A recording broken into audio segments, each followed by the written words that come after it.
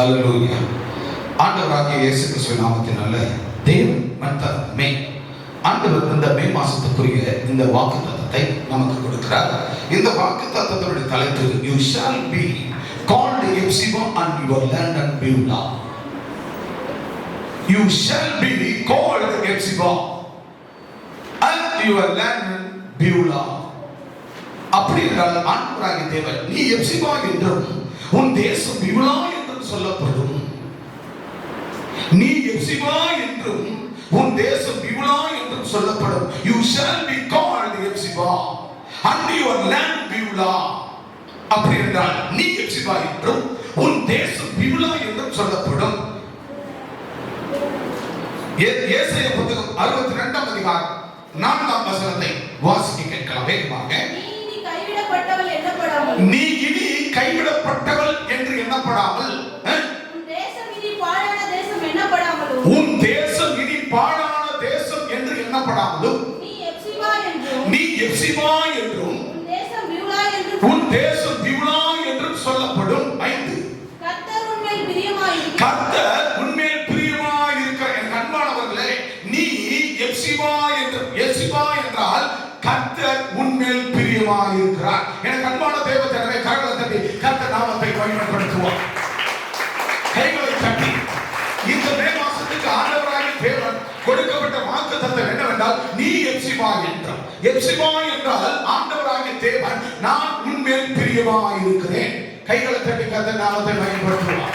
அப்போ நீ எப்சிபா, நீங்க வந்திருக்கிற இந்த கர்த்தருடைய பிள்ளைகள் இந்த வார்த்தை கேட்கிற, இந்த வார்த்தை பார்க்கிற, கேட்கிற ஒவ்வொருவரையும் ஆண்டவராகிய தேவன் நீ எப்சிபா என்றார். அல்லேலூயா. எப்சிபா என்றால் என்ன?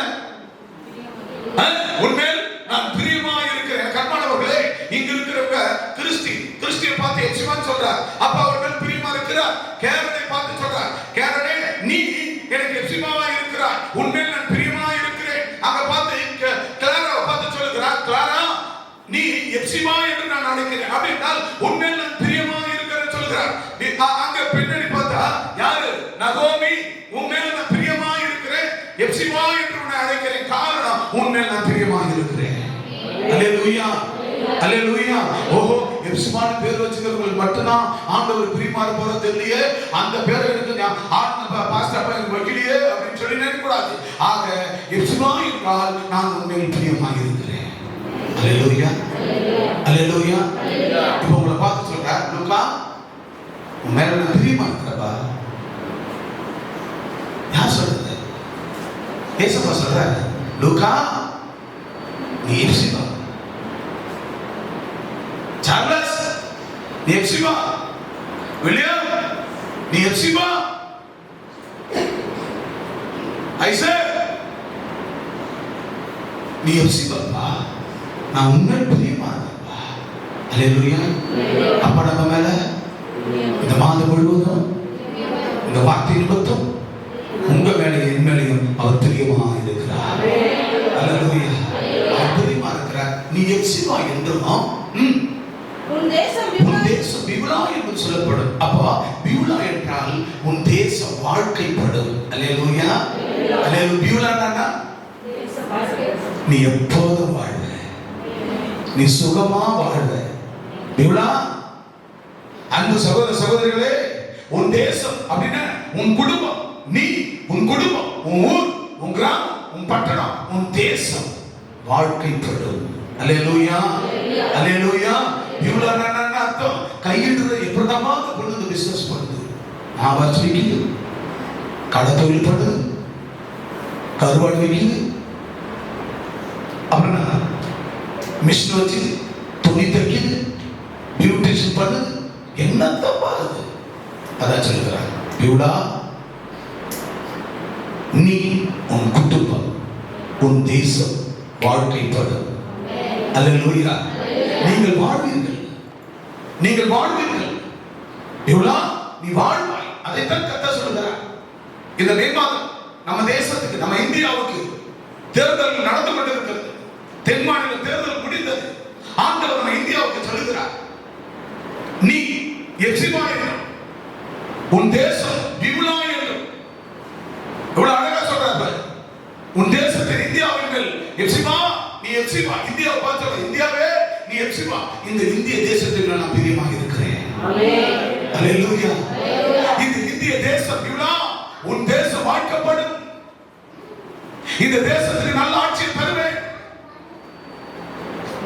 இந்த மக்களுக்கு நன்மை செய்கிற திட்டங்களை அறிவிக்கிற, திட்டங்களை செய்கிற நல்ல ஆட்சி மலரும் வரும். ஆகவே நீங்கள் எப்சிபா என்றும் உன் தேசம் பியூலா என்றும் சொல்லப்படும். கைகளை தட்டி கர்த்தர் நாமத்தை மகிமைப்படுத்துவோம்.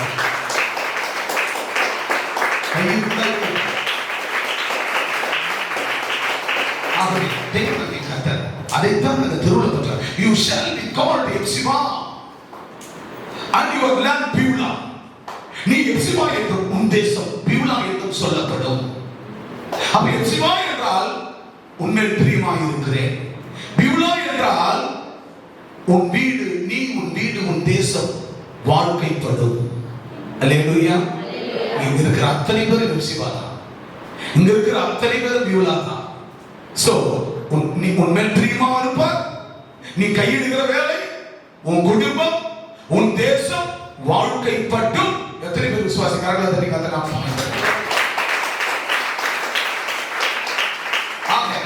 1 பேதுரு 2ஆம் அதிகாரம் 10ஆம் வசனம் சொல்லுகிறது. வேகமாக வாசிக்கலாம். 1 பேதுரு 2ஆம் அதிகாரம் 10ஆம் வசனத்தை வாசிக்கலாம் வேகமாக. முன்னே நீங்கள் தேவனுடைய ஜனங்களாய் இருக்கவில்லை. பாத்தீங்களா? இதுக்கு முன்னாடி நீங்க தேவனுடைய ஜனங்களாய் இருக்கவில்லை. இப்பொழுதோ இப்ப இருக்கிற நீங்க எல்லாரும் சொல்லுங்க பார்க்கலாம்.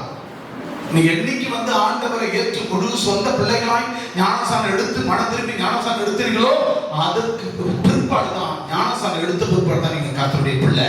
நீங்க எடுக்கிறதுக்கு முன்னாடி எப்படியா இருந்தீங்க? நீங்க எப்படியா இருந்தீங்க? இது பாருங்க, என்ன பாருங்க, வாசிங்க வசனத்தை. முன்னே நீங்கள் தேவனுடைய ஜனங்களாய் இருக்கவில்லை. நீங்கள் இதுக்கு முன்னாடி ஆண்டவரை ஏற்றுக்கொள்வதற்கு முன்னாடி, ஞானசானம் எடுப்பதற்கு முன்னாடி நீங்கள் தேவனுடைய ஜனமாக இருந்ததில்லை. ஆண்டவரை ஏற்றுக்கொள்வதற்கு முன்னாடி நீங்க யாருடைய ஜனமா இருந்தீங்க? யாருடைய ஜனமா இருந்தீங்க? நான் இருளானவனுக்கு பிள்ளையாக இருந்தேன். அல்லேலூயா. யாருக்கு நான் பிள்ளையாக இருந்தேன்? இருளுக்கு நான் பிள்ளையாக இருந்தேன். இருளுக்கு நான் பிள்ளையாக இருந்தேன். அப்ப ஆண்டவர் இவ்வளவு அழகா சொல்ற வசனத்தை வாசிங்க. முன்னே நீங்கள் தேவனுடைய ஜனங்களாய் இருக்கவில்லை. முன்னே நீங்கள் தேவனுடைய ஜனமா இருக்கவில்லை. நல்லா புரிந்து கொள்ளுங்க. ஞானஸ்நானம் எடுத்ததுக்கு நீங்க யாரா இருந்தீங்க? சொல்லுங்க. நீங்க ஆண்டவரை ஏற்றுக்கொள்ளவில்லை, ஆண்டவருடைய பிள்ளை இல்லை. அப்ப ஞானஸ்நானம் எடுத்த பிற்பாடு நீங்க யாரா இருக்கிறீங்க? வாசிங்க. இதற்கு முன்னே நீங்கள் தேவனுடைய பிள்ளையாக இருந்ததில்லை. இப்பொழுதோ அவருடைய ஜனங்களாய் இருக்கிறீர்கள். இப்பொழுது யாருடைய ஜனமா இருக்கிறீங்களா? யாருடைய ஜனம்? இப்படி யாருடைய ஜனம்? பக்கத்தில் சொல்லுங்க சகோதரா, சகோதரி. இதுக்கு முன்னாடியே நீ ஏசப்பா பிள்ளையா இல்லை. ஆனா இப்போ நீ ஞானஸ்நானம் எடுத்த பின்பு நீ ஏசப்பா ஜனமா இருக்கிறாய். ஏசப்பாவுடைய ஜனமா இருக்கிறாய். ஏசப்பா பிள்ளையா இருக்கிறாய். கைகளை தட்டி கர்த்தர் நாமத்தை மகிமைப்படுத்துவோம். சீக்கிரம் வாசிக்கணும் வசனத்தை. இப்பொழுதோ நீங்கள் நானும் யாருடைய ஜனமா இருக்கிறோம்? ஆண்டவராகிய இயேசு கிறிஸ்துவின் ஜனமா இருக்கிறோம். பாத்தீங்களா? இதுக்கு முன்னாடி ஆண்டவரை ஏற்றுக்கொள்வதற்கு முன்ன, அப்படின்னா ஏற்றுக்கொள்வது என்ன? சொந்த ரட்சகரா ஞானஸ்நானம் எடுக்கிறதுக்கு முன்னாடி நீங்க இரக்கம் பெறாதவங்க. நீங்க மற்றவங்களுக்கு இரக்கம் பாராட்ட மாட்டீங்க. உங்களுக்கு யாரும் இரக்கம் கொடுக்க மாட்டாங்க. கல் நெஞ்சக்காரர்கள். ஏன்னா கல்லு மண்ண வணங்கி வந்தவங்க தானமா, சத்தவனுக்கு சங்குவதனவங்க தானே. அதனால அவங்க கல் நெஞ்சம். நீங்க என்னை ஏற்றுக்கொள்வதற்கு முன்னாடி நீங்க எப்படி இருந்தீர்கள்? இரக்கம் பெறாதவர்கள். நீங்களும் மற்றவங்களுக்கு இரக்கம் செய்ய மாட்டீங்க. கல் நெஞ்சக்காரர்கள், கல் நெஞ்சம் படைத்தவர்கள். உங்களுக்கு மற்றவர்கள் இரக்கம் கொடுக்க மாட்டார்கள். அப்படிப்பட்டவர்களாக இருந்தீர்கள் இயேசு கிறிஸ்துவை ஏற்றுக்கொள்வதற்கு முன்ன, ஞானஸ்நானத்துக்கு முன்னாடி. இப்ப சொல்லுங்க, ஞானஸ்நானம் எடுக்கிறதுக்கு முன்னாடி கொஞ்சம் கூட இரக்கம் இல்லை, இரக்க குணமே கிடையாது. ஆனா இப்ப உங்களுக்கு இருக்குதா? இருக்குதா? இரக்க குணம் இருக்குது? சொல்றாதீங்க. ஏன்னா நான் தான் சாட்சி கொடுக்கணும். நான் தான் அவர்கிட்ட சொல்லணும் யாராருக்கு இரக்க குணம் இருக்குதுன்னு. ஆமா, ஒரு இனோவா கார், கிறிஸ்டா காரை எடுத்துக்கிட்டு ஒரு பிரேயருக்கு வரண்டான்னா 10 வருஷத்துக்கு முன்னாடி கொடுத்த அந்த 500 ரூபாய் தூக்கி காணி கொடுக்குற அந்த கார் அங்க போய் வர்றதுக்கு 1000 ரூபாய் டீசல் ஆகிடும். இதுக்கு பேர் இரக்கம் குணம் படைத்தவர்களா? சொல்லுங்க சொல்லுங்க. நானும் செய்ய மாட்டேன், பிறகு செய்ய விட மாட்டேன். நம்ம வீட்டுல நல்ல கறி பிரியாணி வச்சுக்கின்னு ஒரு தரித்திரம் நம்ம கேட்ல வந்து நின்னா, அம்மா ஏதாவது கொடுத்து சாப்பிடுங்கன்னா ஒன்றும் இல்லை பா பா பா பா அப்படின்றோம். இதுக்கு பேர் நான் இறக்கப்படமா? இதுக்கு பேர் நான் இறக்கப்படமா? வாசி வசனத்தை. முன்னே நீங்கள் இரக்கம் பெறாதவர்களாய் இருந்தீர்கள். முன்னே இயேசு கிறிஸ்துவை ஏற்றுக்கொள்வதற்கு முன்னே நீங்கள் இரக்கம் பெறாதவர்களாய் இருந்தீர்கள். இரக்கம் செய்ய மாட்டீங்க, இரக்கத்தை மற்றவங்க உங்களுக்கு செய்ய மாட்டாங்க. நீ யாருக்குன்னா இரக்கமா இருந்தா தானே இன்னொருத்தர் உனக்கு இரக்கமா இருப்பாங்க. எனவே நீங்கள் இரக்கம் பெறாதவர்களாய் இருந்தீர்கள். இப்பொழுதோ இரக்கம் பெற்றவர்களாய் இருக்கிறீர்கள். ஞானஸ்நானம் எடுத்த பின்னாடி தேவனுடைய இரக்கத்தை பெற்றிருக்கிறீர்கள். அவருடைய இரக்கத்தை பெற்ற நீங்கள் மற்றவர்களுக்கு இறங்க வேண்டும்.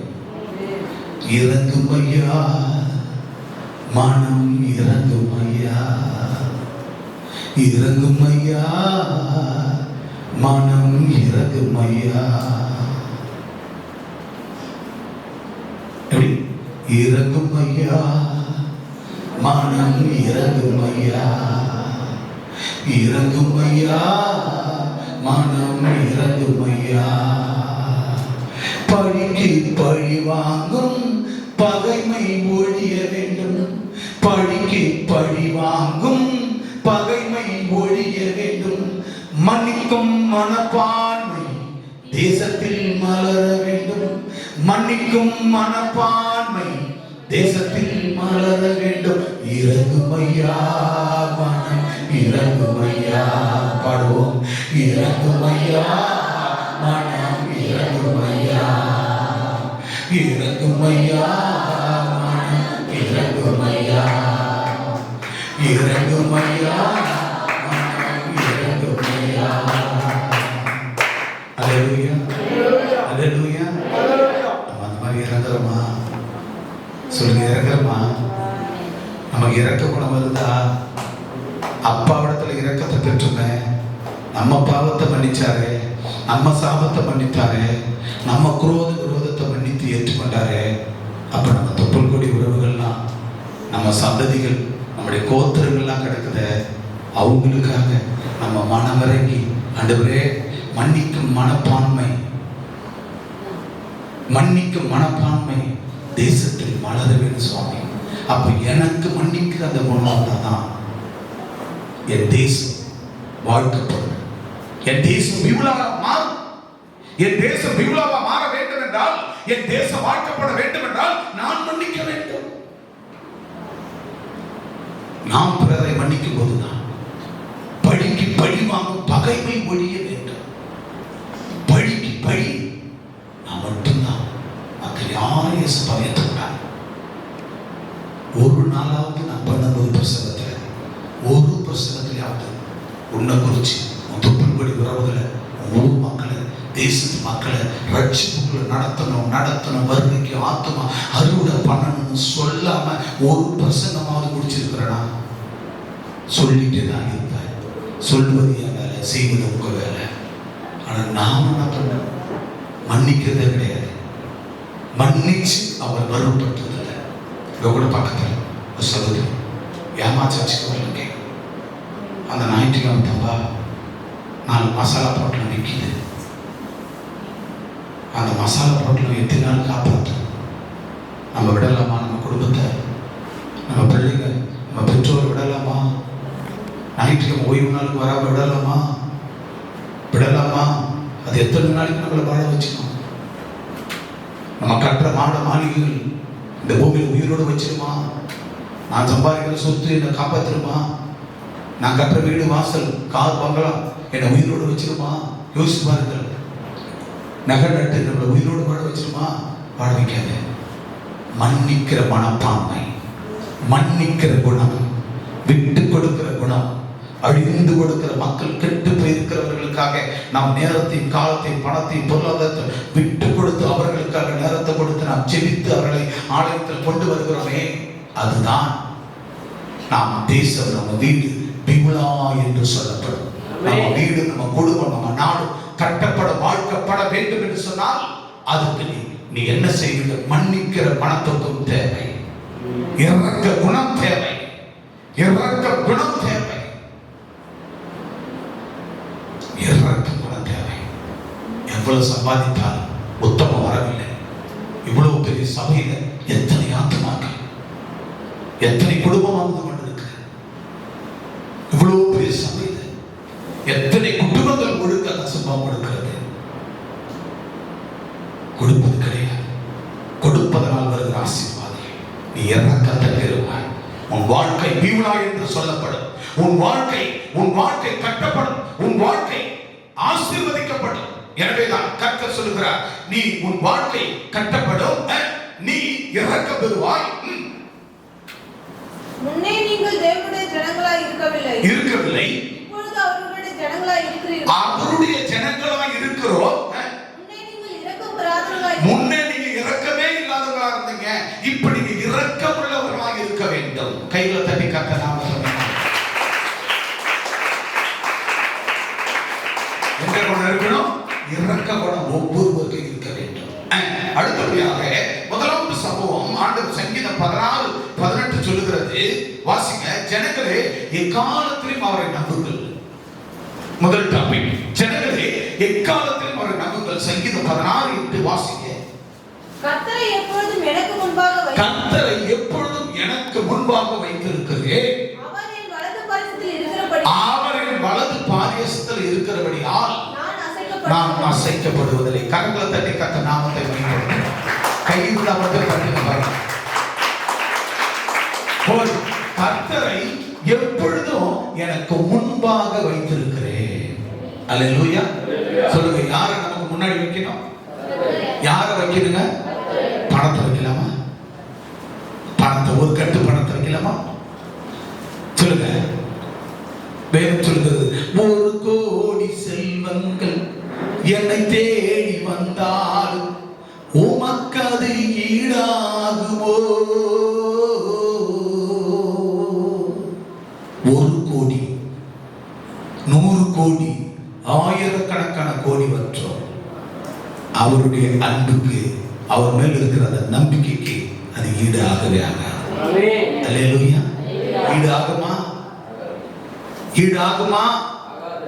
ஆகுமா? உள்ள கையிலே உன்னை வரைந்து வைத்திருக்கிறேன். உலகத்தை 700-800 மக்களை உள்ள கையில வரைஞ்சு வச்சிருக்கிறாங்க. இதில் நம்ம பொய் சொல்லிக் கொண்டிருக்கிறோம். கர்த்தரை நான் நம்புகிறேன் என்று சொல்லுகிறீர்கள். நீ கர்த்தரை நம்பர்னா ஊழியக்காரன் வாயிலிருந்து வருகிற வார்த்தை நீ நம்ப வேண்டும். அல்லேலூயா. ஊழியக்காரனுடைய வாயிலிருந்து வருகிற, புறப்பட்டு வருகிற அந்த வார்த்தையை நீ நம்ப வேண்டும். ஒரு ஏழை வீட்டை மனம் போட்டு மனம் குளிர்ந்து போச்சுங்க. எத்தனை ஆயிரத்தை கொண்டு காணிக்க கொடுக்குதுங்க. மனம் குளிர்ந்து போச்சு. அப்பா சோத்திரம், அந்த வீட்டை அற்புதமா கட்டி கொடுங்கப்பா. மனம் குளிர்ந்து போச்சு. எதனால ஆண்டவருக்கு நம்ம மனம் குளிர் வைக்க போறோம்? அவர் கொடுக்கிற நன்றி காணிக்கை. நீ மனதார கொடுக்கிறாயே. உயிர் கொடுத்த தெய்வத்துக்கு இந்த மயிரை சுரண்டி போறது இல்லை. நன்றி.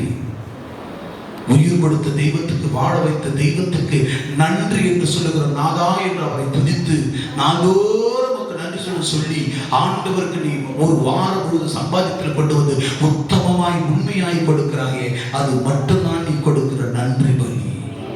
அல்லேலூயா. வேற என்னத்தங்க கொடுத்துட்டு போறீங்க? என்ன செஞ்சுட்டு போறீங்க? ஒண்ணுமே கிடையாது. அப்பாவுக்கு நம்ம துதியினால் நன்றி பலி பீடம் கட்டுவோம். நல்ல தேவன் நன்மை செய்த நன்மை ஆகிருங்கள் சொல்லி சொல்லி நான் பாடுவேன் அப்படின்னு சொல்லி பாடி துதித்து மகிமைப்படுத்தி அந்த வாரம் முழுவதும், அந்த மாதம் முழுவதும் அந்த வருமானத்தில் கொண்டு வந்து உத்தமமாய் அப்பாவுக்கு படைக்கிறோமே, அந்த நன்றி பலி பீடம் கட்டுவோம். அதுதான் பலி. நீ செலுத்துகிற காணிக்கை, துதி, இதுதான் நன்றி பலி. எத்தனை நாள் நம்மளிடத்துல நம்ம வாங்குற பொருளாதாரம் நம்மளோட இருக்கிறோம், துளி கூட இருக்காது, எதுவுமே நம்மளோட இருக்காது. எனவே வேதம் சொல்லுகிறது, யாரை நம்ப வேண்டும்? கர்த்தரை எப்பொழுதும் அவன் எனக்கு முன்பாக வைத்திருக்கிறேன், அவர் என் வலது பாசத்தில் இருக்கிறார், நான் அசைக்கப்படுவதில்லை. அல்லேலூயா. அப்பாவை எப்பொழுதும் நமக்கு முன்னாடி வச்சிட்டோம்னா எப்பவுமே நம்ம அசைக்கப்பட மாட்டோம். அல்லேலூயா, அல்லேலூயா, அல்லேலூயா, அல்லேலூயா, அல்லேலூயா. இரண்டாவதாக, இயேசு கிறிஸ்துவுக்கு பயந்தவர்களுக்கு குறைவில்லை. இயேசு கிறிஸ்துவுக்கு பயந்தவர்களுக்கு குறைவில்லை. சங்கீதம் 34:9 வேகமாக. கர்த்தருடைய பரிசுத்தவான்களே, கர்த்தருடைய பரிசுத்தவான்களே, அவருக்கு பயந்திருங்கள், அவருக்கு பயந்திருங்கள், அவருக்கு பயந்தவர்களுக்கு குறைவில்லை. பாத்தீங்களா? கர்த்தருடைய பரிசுத்தவான்களே, கர்த்தருக்கு பயந்திருங்கள், அவருக்கு பயந்தவர்களுக்கு ஒரு குறைவில்லை. கைகளை தட்டி கர்த்தர் நாம யாருக்கு பயப்படுங்க?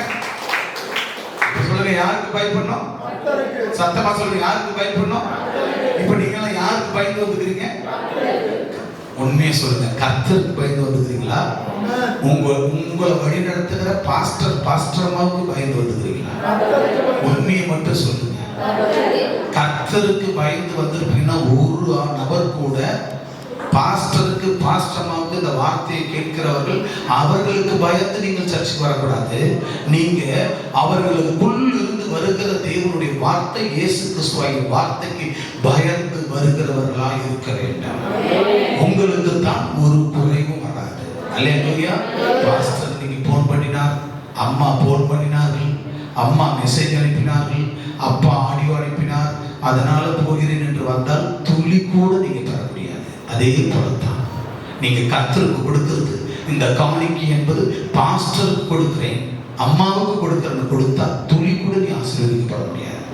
நீ எதை கொடுத்தாலும் அதை எங்க ஏசப்பாவை கொடுக்கிறேன் என்று ஊழியக்கார பாதப்படியில் வைப்பது உனக்கு பலி, ஆசீர்வாதம். அல்லேலூயா. நீங்க கொடுக்கிற அத்தனையும் யாருக்கு என்று கொடுக்கிறோம்? நான் ஏசப்பாவை கொடுக்கிறேன் என்று கொடுக்கிற அந்த பலிகளை அதை கொண்டு வந்து ஊழியக்கார கையில கொடுக்கும் போது அது உனக்கு ஆசீர்வாதத்தை கொண்டு வரும். அது ஒரு குறைவும் உனக்கு இருப்பதில்லை. அல்லேலூயா. ஆசீர்வாதம். இயேசு கிறிஸ்து பயந்தவர்களுக்கு குறைவில்லை. அல்லேலூயா. இப்போ பயம் யாருக்கு இருக்கணுங்க?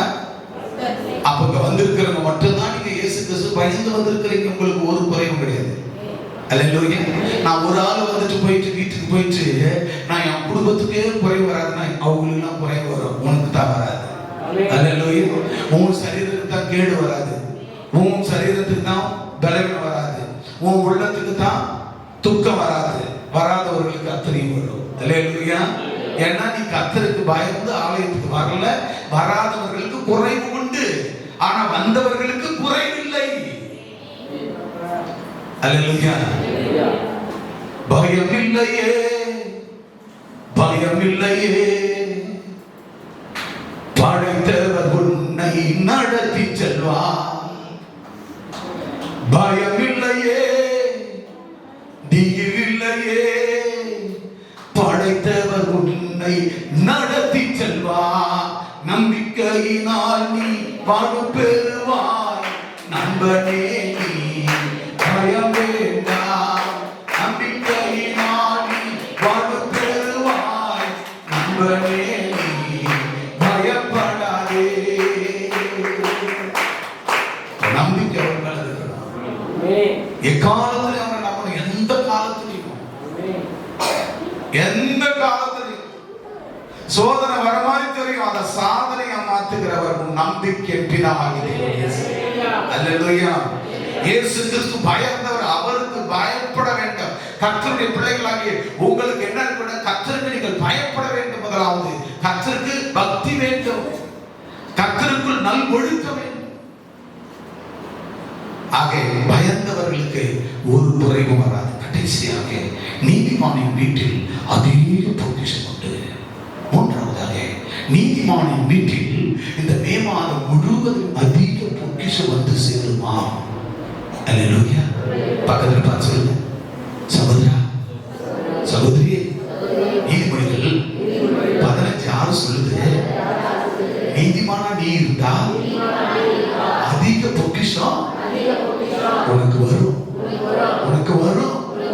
பரத்திலிருந்து அதிக ஒத்தாசை பொக்கிஷம் வரும். வரும் வரும் வரும் பொக்கிஷம் வரும். பொக்கிஷம் உண்டு. யாருக்கு? முகத்தை பார்த்து, கண்ணை பார்த்து, கரெக்டா கண்ணை பார்த்து சொல்லுங்க. ஏன்னா திருட்டு கண்ணு, நல்ல கண்ணு, ஆண்டவருடைய காணிக்கை கை வைக்கிற கண்ணு, தசமா பார்க்க கொள்ளடிக்கிற கண்ணு பார்க்கணும். அப்படி பார்க்க பாருங்க, முகத்தை பாருங்க, கரெக்டா பாருங்க. 5 வருஷமா முன்ன 17,000 தான் சம்பளம், 6 வருஷம் ஆக போகுது, இன்சார்ஜ் போஸ்டிங் வர போகுது. கரெக்டா கண்ணை பார்த்து சொல்லு. கண்ணை பார்த்து, நீதிமானுடைய வீட்டில் நீ நீதிமானா இருந்தா சொல்லு. கண்ணை பார்த்து நீ நீதிமானா இருந்தா. லூக்கா அப்ப பாரு, கண்ணை பாரு. ஆமா, கண்ணை பார்க்கணும். கண்ணை பாரு. நீ நீதிமானா இருந்தா, நீ நீதிமானா இருந்தா, எல்லாவற்றையும் நீதிமானா இருந்தா, உனக்கு உன் வீட்டுல உன் பொட்டி, உன் பானை, உன் பண்டக சாலை, உன் பேங்க் அக்கௌண்ட் அத்தனையும் அதிக பொக்கிஷம், ஃபுல்ஃபில்னஸ் நிரம்பி வழி. விசுவாசிக்கிறியா? விசுவாசிக்கிறியா? இனி நீதிமான மட்டும் இல்லை, அநியாயம் பண்ணாத. சரியா? கண்ணை பார்த்து சொல்லு, அநியாயம் பண்ணாத, அநியாயம் பண்ணாத. நீதிமானாயிரு, நீதிமானவளாரு. கண்டிப்பா அப்பா சொன்னாரு, செய்வாரு. அதிக பொக்கிஷம் உனக்கு உண்டு. கைகளை தட்டி கர்த்தர் நாமத்தை. நீதிமானுடைய வீட்டுல அதிக பொக்கிஷம் உண்டா. நீதிமொழிகள் 15:6 வாசிங்க. நீதிமானுடைய வீட்டில் அதிக பொக்கிஷம் உண்டு. துன்மார்க்கனுடைய வருமானத்திலோ துன்பமும் உண்டு. பாத்தியா? அல்லேலூயா சொல்லுங்க. நீதிமானுடைய வீட்டில் அதிக பொக்கிஷம் உண்டா. ஆனா துன்மார்க்கனுக்கு என்ன வருமா? துன்பம் உண்டா அதிகமா. அல்லேலூயா. துன்மார்க்கனா யாரு? அப்பா கொடுக்க வேண்டிய நேரத்தை, எந்த நேரத்தை? ஆராதனைக்கு வர வேண்டிய நேரத்தை திருடுறது, ஊழியம் செய்ய வேண்டிய நேரத்தை திருடுறது, சர்ச்சுக்கு வர வேண்டிய நேரத்தை சாப்பிடுறது, கர்த்தருக்கு கொடுக்க வேண்டியதெல்லாம் சாப்பிடுறது. அப்ப அவங்க என்ன வருவான்?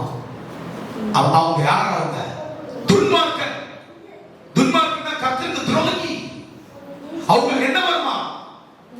துன்பம் வருமா? இன்பமா துன்பமா? இன்பமா துன்பமா? யாருக்கு? நீதிமானுக்கு அதிக பொக்கிஷம் உண்டு, ஆனா துன்மார்க்கனுக்கு துன்பம். அல்லேலூயா. புரிந்து கொள்ளுங்கள். ஒரு புருஷன் தவறு செய்தா மனைவி சொல்லுங்க. மனைவி தவறு செய்தா புருஷன் சொல்லுங்க. பிள்ளைங்க தவறு செய்தா பெற்றோர்கள் சொல்லுங்க. பெற்றோர் தவறு செய்தா உண்மையா உத்தமா கொடுக்கலன்னா, ஆலயத்துக்கு வரலன்னா, ஊழியம் செய்யலன்னா, பிள்ளைங்க அவர்களுக்கு சொல்லுங்க. தப்பே கிடையாது. ஏன்னா ஆண்டவர் சொல்றார், கை ஒரு தவறு செய்தா இந்த கையை துண்டித்து போடு, வெட்டி போடு. ஏன்னா இது அப்படியே முழு சரீரத்தை கெடுத்துரும், பாதாளத்துக்கு போயிடுவார், சரீரம் மண்ணுக்கு போயிடும். அதனால ஒரு கால், இப்போ சுகருக்கு என்ன பண்றாங்க? காலில் விரலில் வந்தா விரல எடுக்கிறாங்க, அப்படியே முட்டியோட எடுக்கிறாங்க, அப்புறம் தொடையோட எடுக்கிறாங்களா இல்லையா? ஏன்? அது அப்படியே விட்டோம்னா முழு பாடி கேன்சர் மாதிரி. நம்ம பண்ற தவறு கேன்சர் மாதிரி முழு சரீரத்தை காலி பண்ற சாப்பிடும். அதனால நீதிமானுடைய வீட்டில் அதிக பொக்கிஷம் உண்டு, ஆனா துன்மார்க்கனுக்கோ அதிக துன்பம் உண்டா. அல்லேலூயா. கடவுளுக்கு கீழ்ப்படியாதவர்கள் துன்மார்க்கர்கள், கடவுளுக்கு செவி கொடுக்காதவர்கள் துன்மார்க்கர்கள். ஆகவே கடைசி ஒரு வசனத்தை வாசித்து 1 சாமுவேல் 24:20 வாசித்து முடிக்கலாம். 1 சாமுவேல் 24:20. நீ நிச்சயமாய் ராஜாவாய் இருப்பாய் என்றும் நிச்சயமா